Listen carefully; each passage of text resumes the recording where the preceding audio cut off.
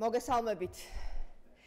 კენჭისყრის დასრულებამდე რამდენიმე საათი რჩება 15 საათის მდგომარეობით. აქტივობა შემდეგია.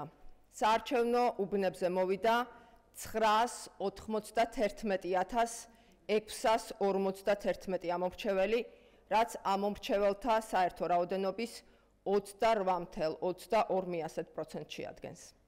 კენჭისყრა ძირითადად მშვიდ და პროფესიულ გარემოში მიმდინარეობს, ფიქსირდება ცალკეული ინციდენტები, რაც ვერ მოახდენს გავლენას არჩევნების მიმდინარეობაზე. რაც შეეხება ინფორმაციას საჩივრებთან დაკავშირებით. მიუხედავად იმისა, რომ ჩართულმა მხარეებმა იციან საჩივრების წარდგენის პროცედურები, გვესმის დაუსაბუთებელი ბრალდებები, კიდევ ერთხელ შეგვიძლია განვმარტოთ, რომ საჩივრების დაწერას აქვს შესაბამისი პროცედურები და ეს პროცედურები აუცილებლად უნდა იყოს დაცული.